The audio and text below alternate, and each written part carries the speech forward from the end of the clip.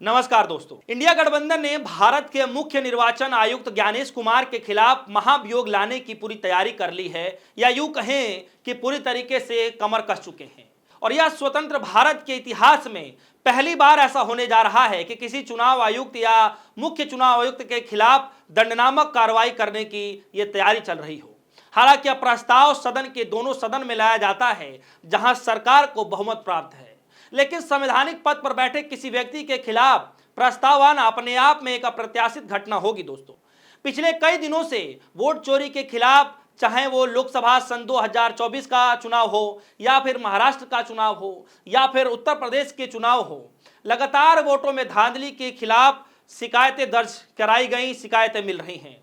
राहुल गांधी ने पिछले दिनों प्रेस कॉन्फ्रेंस में चुनाव आयोग के द्वारा दी गई जानकारियों के आधार पर एक डिजिटल प्रेजेंटेशन किया था, और उसके बाद यह मुद्दा देश भर में बड़े राजनीतिक विवाद का मुद्दा बन गया था दोस्तों। और अब ज्ञानेश कुमार ने रविवार को दिन में इसी मुद्दे को लेकर प्रेस कॉन्फ्रेंस कर माफी मांगने की हिदायत दी थी उन सभी नेताओं को जिन्होंने वोट चोरी के खिलाफ मोर्चा खोल रखा था, जिसको लेकर राजनीतिक पारा सातवें आसमान पर चढ़ गया। आज इंडिया अलायंस की तरफ से प्रेस कॉन्फ्रेंस कर फिर से चुनाव आयोग को घेरने की कोशिश की गई। अब इस पूरे मुद्दे पर हमारे साथ वरिष्ठ पत्रकार उमाकांत रखेड़ा सर मौजूद हैं, जिनको 3 दशकों का जो है संसद कवर करने का अनुभव है, और इससे अच्छा शायद ही कोई बता पाए। तो चलिए सीधे बातचीत। इसमें सवाल ये है कि जो ये खबरें चल रही हैं कि इंडिया अलायंस जो है इस पर महाभियोग ला सकता है, सर इस पूरी प्रक्रिया पर आपकी क्या राय है सर? देखिए, महाअभियोग बहुत रेयर होता है, बहुत कम होता है जब किसी भी संवैधानिक पद पर बैठे हुए व्यक्ति के खिलाफ या ऑफिसर्स के खिलाफ कोई महाभियोग आता है तो उसकी एक वो प्रक्रिया होती है। उसका पब्लिक अनाउंसमेंट नहीं होता कि पब्लिक रैली में अनाउंसमेंट हो रहा है। उसकी हाउस के अंदर कम से कम संसद के दोनों सदनों में होता है, और सदन के 50 जो मेंबर ऑफ पार्लियामेंट हैं वो लिख करके देते हैं, और उसके बाद जो लिख करके देते हैं वो जो रेजुलेशन होता है, जिसको मोशन बोलते हैं अंग्रेजी में, प्रस्ताव होता है, उस प्रस्ताव को सबमिट करना ही पर्याप्त नहीं होता है। जो स्पीकर होते हैं लोकसभा में और राज्यसभा में चेयरमैन होते हैं, वो उसको एडमिट करना पड़ेगा उनको। तो एडमिशन के लिए अपोजिशन को एक प्रेशर करना पड़ता है। तो एक प्रक्रिया है, प्रक्रिया के तहत ही ये सब काम होता है। ऐसा नहीं होता कि आपने मोशन दिया और पट से स्वीकार हो गया, पट से डिस्कशन हो गया। तो एक प्रक्रिया होती है, पहले मोशन सबमिट किया जाता है, उसके बाद मोशन एडमिट करने की प्रक्रिया होती है। अब वो मोशन ये भी कह सकता है स्पीकर लोकसभा में और चेयरमैन राज्यसभा में कि मोशन विचाराधीन है। वो विचाराधीन 10 दिन तक भी हो सकता है, 3 दिन के भी हो सकता है, 4 दिन के लिए भी हो सकता है। तो मोशन विचाराधीन है। ये एक उनके पास अधिकार होता है मोशन को विचार करने का। उसके जो कानूनी दाव पेच है, पार्लियामेंट के भीतर समय कितना है, क्या होना है, बिजनेस एडवाइजरी कमेटी की मीटिंग होती है, वो डिसाइड करती है। लेकिन जो सर्वाधिकार प्राप्त है लोकसभा में स्पीकर को, उसके लीगल रेमेडीज देखते हैं, और राज्यसभा में चेयरमैन को, वो भी उनकी लीगल टीम होती है, वो देखती है कि क्या किया जाए। लेकिन इसमें एक पेच है कि 4 दिन हाउस के रह गए हैं। ये जो मौजूदा मानसून सत्र, इसके 4 दिन रह गए। तो इसे 4 दिन की, मुझे नहीं लगता कि 4 दिन की भीतर इस पर कोई मोशन एडमिशन होगा या उसको स्वीकार किया जाएगा, ऐसा मेरे को आसार दिखाई देता है जी। लेकिन सर आपको क्या लगता है कि ये जो कदम है इंडिया गठबंधन की तरफ से, क्योंकि सर्वोच्च संवैधानिक संस्था के प्रमुख हैं और उनके खिलाफ इस तरीके से प्रस्ताव लाना, क्या ये उचित होगा सर? देखिए, जब संवैधानिक पद पर कोई व्यक्ति या कोई हस्ती बैठती होती है और उनका आचरण ऐसा लगता है अपोजिशन पार्टीज को, वो हम पार्लियामेंट्री डेमोक्रेसी में रह रहे हैं ना, तो अपोजिशन पार्टीज को कानून का जो हमारे कानून में व्यवस्था है, संविधान में व्यवस्था है कि इस तरह के कोई भी व्यक्ति जिसमें दोनों सदनों के जो पीठासीन अधिकारी हैं, जिनमें स्पीकर, डिप्टी स्पीकर, सभापति, उपसभापति, सर्वोच्च न्यायालय के जज होते हैं या हाई कोर्ट के जज होते हैं या इलेक्शन कमिश्नर्स होते हैं या राज्यों के चुनाव आयुक्त होते हैं, इन सब के खिलाफ एक व्यवस्था है कि अगर ऐसा वो काम करने लग जाएं तो उनके खिलाफ इम्पीचमेंट का, जिसको महाअभियोग बोलते हैं, उसका प्रस्ताव आ सकता है और दोनों सदनों में उसको मेजोरिटी से, दोनों सदनों में मेजोरिटी से उसको पास करना होगा। एक प्रक्रिया है, उस प्रक्रिया बहुत लंबी प्रक्रिया होती है, बड़ी पेचीदा प्रक्रिया होती है और इस प्रक्रिया में उसकी प्रक्रिया शुरू करने के बाद डिस्कशंस होते हैं। कई बार तो डिस्कशन 3-3 दिन तक चल जाए, क्योंकि उसका निर्धारण होगा कि कितने घंटे की डिस्कशन समाप्त करनी है। तो मोशन अडॉप्ट किया जाएगा अगर हाउस में और रेजोल्यूशन पास किया जाएगा तो उस पर पास हो या ना हो, उस पर एक डिस्कशन होता है और लंबा डिस्कशन होता है। सारे दलों को उसमें चर्चा में भाग लेने का मौका मिलता है। जी।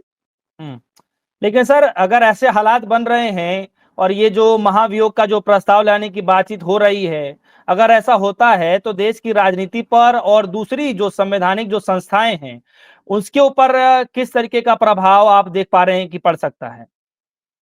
देखिए, ये भारत के लिए बहुत ही किसी संवैधानिक पद पर बैठे हुए व्यक्ति के खिलाफ इस तरह का महाअभियोग आना या इम्पीचमेंट आना, ये बड़ी बड़ी रियर, बड़ी दुर्लभ घटना होती है संसदीय व्यवस्था में। और इसके लिए जो मौजूदा माहौल है, देखिए वो 8 महीने पहले, शायद 7-8 महीने पहले धनखड़ साहब के खिलाफ आया था। वो भी बड़ी मुश्किल से अपोजिशन को मनाया।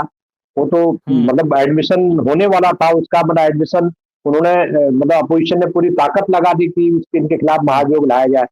तो वो बीच बचाव मध्यस्थता के जरिए वो मामला टल गया। लेकिन मुझे नहीं लगता कि ये जो सज्जन है जिनका नाम सी ज्ञानेश कुमार है, मुझे नहीं लगता कि इनको अपोजिशन माफ करेगा। तो मुझे लग रहा है कि, और इनका जो आचरण है और जो जो इन्होंने किया है और बोला है, कहा है, इसके लिए मौजूदा सरकार पूरी तरह जिम्मेदार है, क्योंकि इनके द्वारा अपॉइंटेड है। ये इन्होंने सारी शक्तियां अपने पास ले ली, प्रधानमंत्री ने और उनके कैबिनेट मिनिस्टर ने उनके अपॉइंटमेंट की प्रक्रिया अपने हाथ में ले ली। और ये जो ज्ञानेश कुमार है, ये बड़े विवादास्पद व्यक्ति है और इन्होंने लगातार टिप्पणियां की हैं अपोजिशन लीडर्स के खिलाफ, रादर देन की अपोजिशन लीडर से बातचीत करें। पिछले महीने अपोजिशन लीडर्स मिलने गए थे, एक डेलीगेशन गया था 20-22 लोगों का, और उनके साथ वहां दुर्व्यवहार हुआ, ठीक से बर्ताव नहीं हुआ, जो ये आचरण नहीं देता। और जिस तरह से कल ज्ञानेश कुमार जी ने जो प्रेस कॉन्फ्रेंस की और जिस तरह से उन्होंने बड़ी ओछी बातें की, और एक किस्म से दरोगा, जैसे थाने में दरोगा होता है, हालांकि दरोगा को भी अधिकार नहीं है बदतमीजी करने का, और कोई दरोगा बदतमीजी करता है तो उसके खिलाफ भी एक्शन होता है। तो ये इनकी जो भाषा थी, इनका जो बर्ताव था, इनका जो बोलचाल की भाषा थी, वो बहुत ही बेहुदा थी। और ऐसे व्यक्ति को मैं ये मानता हूं कि इस पद पर भारत के मुख्य चुनाव अधिकारी या मुख्य निर्वाचन आयुक्त के पद पर बैठने के लिए काबिल नहीं है। ये मैं ये बड़ी जिम्मेदारी के साथ कह रहा हूं, क्योंकि ऐसा व्यक्ति जो इस तरह की ओछी बातें करे, हल्की बातें करे और अपने को संविधान बताए, ये ज्ञानेश कुमार कल जो कह रहे थे कि हम संविधान है, संविधान, अगर सीईसी के खिलाफ या इलेक्शन कमीशन के खिलाफ आप कुछ बोल रहे हैं तो ये आप भारत के संविधान के खिलाफ बोल रहे हैं। ये व्यक्ति अपने को भगवान मानने लगे हैं। और मुझे अपोजिशन अगर इनके खिलाफ इम्पीचमेंट का मोशन लाता है तो मुझे लग रहा है कि उसको व्यापक समर्थन मिलेगा। लोग ऐसे सीईसी है, उनके खिलाफ जुलूस निकल रहे हैं, प्रदर्शन हो रहे हैं, 300 मेंबर ऑफ पार्लियामेंट ने प्रदर्शन किया उनके खिलाफ। उसके बाद उनकी जो जुबान है, ऐसा लगता है कि उनके पीछे इस सत्ता में बैठे हुए ताकतवर लोगों का हाथ है। ऐसी दशा में उनके खिलाफ, ज्ञानेश कुमार के खिलाफ विपक्ष का पूरा अविश्वास है। और ऐसे व्यक्ति के नेतृत्व में या उसकी रहनुमाई में, उनकी देखरेख में निष्पक्ष चुनाव होंगे भारत में, इसकी उम्मीद नहीं की जा सकती। इसलिए ऐसे व्यक्ति को पद से हटाने का अगर अपोजिशन कोई मोशन लाता है तो मुझे लग रहा है वो न्याय के हित में और देश के हित में है। जी। महाभियोग लाने की जो बात कही जा रही है, ये जो दोनों सदनों में जाएगा, लेकिन सर नंबर तो विपक्ष के पास है नहीं, तो ऐसे हालात में क्या वो इसको पारित करा पाएंगे? देखिए, इसमें नंबर है या नहीं है, जी। नंबर नंबर होना कोई बहुत जरूरी, बहुत अनिवार्य बात नहीं होती है। आपको जी। एक प्रतिरोध करते हैं, अगर कोई व्यक्ति किसी ताकतवर जगह पर बैठा हुआ है और वो अपने प्रभाव का इस्तेमाल करके असंवैधानिक गतिविधियों में लिप्त है, अपोजिशन की नजर में उनको लगता है कि ये व्यक्ति तटस्थ नहीं है, ये व्यक्ति निष्पक्ष नहीं है, ये व्यक्ति न्यायप्रिय नहीं है और ये व्यक्ति ओछी तरह की बातें कर रहे हैं, अपने पद का दुरुपयोग कर रहे हैं, तो ऐसे व्यक्ति का विरोध होना बहुत जरूरी है। और जो इम्पीचमेंट की जो प्रक्रिया है, वो इम्पीचमेंट प्रक्रिया एक किस्म से प्रतिरोध है, एक किस्म से अविश्वास है, उसका अंजाम चाहे जो हो, लेकिन एक चर्चा होती है और चर्चा में इस सरकार के और इस इलेक्शन कमीशन के बीच में जो बड़ा लिंक है, बड़ा क्लोज लिंक है, उसकी कलई तो अपोजिशन पार्टीज आराम से खोल देंगे, ऐसा मुझे लगता है। जी। लेकिन एक तरफ सर विपक्षी पार्टियां और जो है आज के दिन भी प्रेस कॉन्फ्रेंस चल रहा है, राहुल गांधी जी ने खुले तौर पर आरोप लगाते हुए प्रेस कॉन्फ्रेंस किया, जो है सारे सबूत रखे। लेकिन अगर वही चुनाव आयोग प्रेस कॉन्फ्रेंस कर रहा है सर, तो इसको गलत कैसे मान सकते हैं? क्या इलेक्शन कमीशन को राइट्स नहीं है कि वो जो है प्रेस कॉन्फ्रेंस करे और सवालों के जवाब दे? इसमें नहीं, गलत क्या जरूर है? उनको उनको देखिए, उनको प्रेस कॉन्फ्रेंस करने का अधिकार है, उनको अहर अधिकार है, लेकिन प्रेस कॉन्फ्रेंस करने का अधिकार तो तब भी था उनको जब 2024 का चुनाव हुआ, 7 चरणों में चुनाव हुआ, उन्होंने चुनाव मतदान के दिन कोई प्रेस कॉन्फ्रेंस नहीं की। जबकि मैं 32 साल से तो मैं देख रहा हूँ कि रोज प्रेस कॉन्फ्रेंस होती थी और शाम को बताया जाता था कि कितना मतदान हुआ, लेकिन इन्होंने उसको छिपाने के लिए, पर्दा डालने के लिए कोई प्रेस कॉन्फ्रेंस नहीं की और उसके बाद हजारों शिकायतें इनके पास लंबित पड़ी हुई है, ये उस पर कोई कार्रवाई नहीं करते हैं।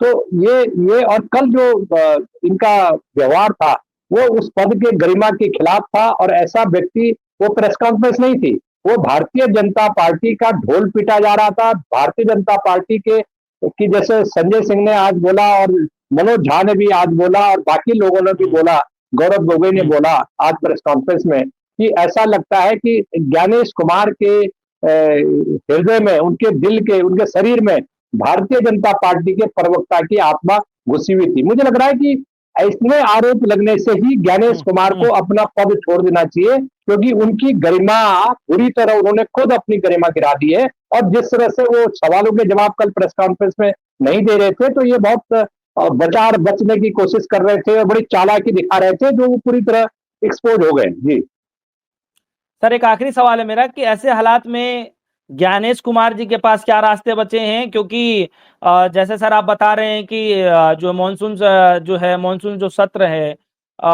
वो जो है लगभग 3-4 दिन का इसमें वक्त रह गया है, तो फिर अगर महाभियोग भी लाया जाएगा तो ये तो पारित करा नहीं पाएंगे। तो ऐसे में क्या रास्ते बचे हैं ज्ञानेश कुमार के लिए भी और विपक्षी पार्टियों के लिए भी? देखिए, ज्ञानेश कुमार के पास तो एक ही रास्ता है कि अपोजिशन जिस तरह से उनके खिलाफ एकजुट हो गया है, तो अब उन पर, उनका पद पर बने रहने का कोई औचित्य नहीं रह गया है। ये अलग बात है कि वो अमित शाह के खास आदमी है, अमित शाह का के स्टाफ में थे, वो स्टाफ ऑफिसर थे उनके स्टाफ में, जब वो कोऑपरेटिव मिनिस्टर थे और एडिशनल सेक्रेटरी किस किस पद पर थे वो, तो वो उनकी बड़ी एसोसिएशन है और उनका चयन नहीं होना था। अगर इन्होंने भारत के प्रधान न्यायाधीश को सिलेक्शन कमेटी से बाहर नहीं किया होता, तो उनका चयन इसलिए नहीं होना था कि भाई वो मौजूदा सरकार के क्लोज हैं, होम मिनिस्टर, गृह मंत्री के स्टाफ में रह चुके हैं। तो ऐसे व्यक्ति जो स्टाफ में पर्सन रह चुका है, उसको तो वो तो अयोग्यता है उस आदमी की, तो ऐसे व्यक्ति को पद पर नहीं बने रहना चाहिए। अब वो पद पर बैठ भी गए, तो अब उनका अपने भी हित में है और न्याय के भी हित में यही है कि वो अब जल्दी से जल्दी अपने पद से त्याग पत्र दें। वो इस पद पर एक उन्होंने कलंकित कर दिया इस पोस्ट को और एक गलत परंपरा चुनाव आयोग में डाली है, जो मुझे लग रहा है कि इस देश के संविधान के लिए, इस देश के लोकतंत्र के लिए, इस देश में निष्पक्ष स्वतंत्र चुनाव करवाना जो चुनाव आयोग की प्राइमरी जिम्मेदारी है, मुझे नहीं लगता कि उनमें अपोजिशन पार्टीज का जरा भी भरोसा रह गया है। और एसआईआर को लेकर के, बिहार में एसआईआर को लेकर के जिस तरह से वो लचर तर्क दे रहे हैं, अब ये तर्क दे रहे हैं कि हम सीसीटीवी फुटेज नहीं देंगे क्योंकि उसमें माँ बहनों और बेटियों की फोटो होती है। तो भाई लाइनों में खड़े होकर के सारे देश के लोग, महिलाओं के, पुरुषों के, लड़कियों के, बूढ़े लोगों के फोटो फोटो छापते हैं, अखबारों में छपते हैं। तो आज तक तो किसी ने कोई प्राइवेसी का मुद्दा उठाया नहीं, इनको ये अचानक कहां से याद आ गई। तो इनका जो एक तरह से बड़ा घृणित इनके स्टेटमेंट थे, निंदा के लायक स्टेटमेंट थे। और किसी भी मुझे लग रहा है किसी भी समझदार व्यक्ति को, जो जिसके अंदर विवेक है, उनको इनके खिलाफ कार्रवाई की मांग करनी चाहिए और इनके खिलाफ महाभियोग तत्काल अडॉप्ट होना चाहिए। और अपोजिशन को एज ए संसदीय लोकतंत्र को बचाने के लिए, मर्यादा को बचाने के लिए इनके खिलाफ एक्शन की कार्रवाई करनी चाहिए। किस फॉर्म में होगा, किस रूप में होगा, किस सिस्टम में होगा, वो एक अलग मुद्दा है। आज अभी तक सिर्फ इतना ही मेरे पास है। जी जी सर, बहुत बहुत शुक्रिया सर, आपने बेशकीमती समय हमारे दर्शकों के लिए दिया। और आशा करूंगा कि आपके दर्शकों को, आपके चाहने वालों को, DS4 न्यूज के दर्शकों को ये वीडियो जरूर पसंद आएगा। और जाते जाते मेरा भी यही सवाल है दर्शकों से कि क्या आप सभी को लगता है कि जिस तरीके से किरकिरी जो है ज्ञानेश कुमार जी की हो रही है, क्या लगता है कि किरकिरी होने से पहले ही उनको जो है अपने पद से इस्तीफा दे देना चाहिए, या फिर महाभियोग जिस तरीके से लाया जा रहा है विपक्षी पार्टियों की तरफ से, उसका उनको इंतजार करना चाहिए?